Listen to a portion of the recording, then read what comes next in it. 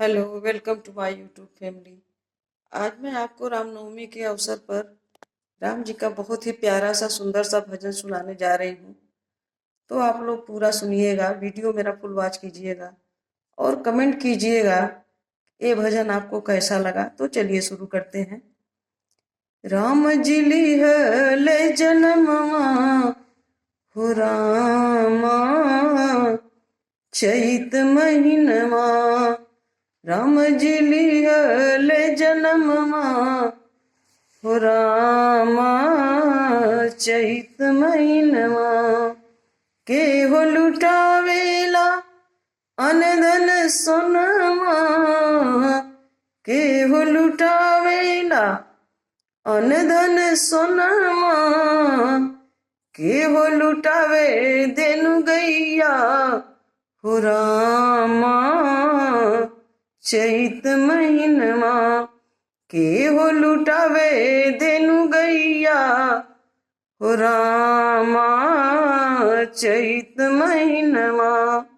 राम जी लिहले जनमवा हो रामा, चैत महीनवा।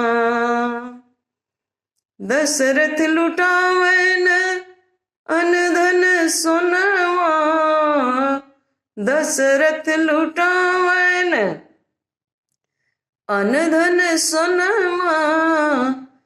कौशल्या लुटावे धेनु गैया हो रामा, चैत महीनवा।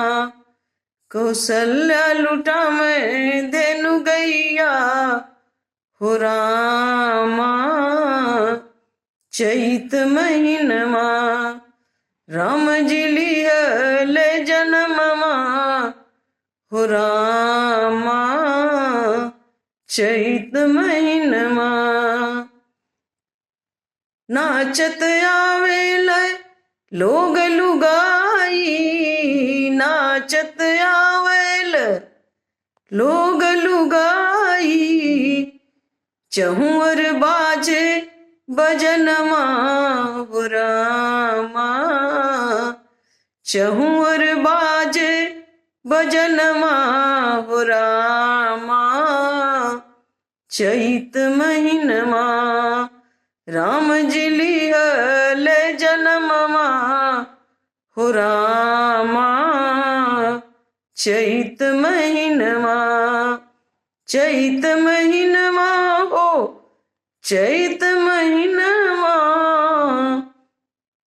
चैत महीनवा हो, चैत महीनवा। राम जी लिहले जनमवा हो रामा, चैत महीनवा।